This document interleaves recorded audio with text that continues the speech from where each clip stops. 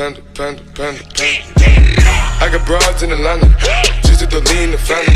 Credit cards in the scammers, hitting the licks in the van.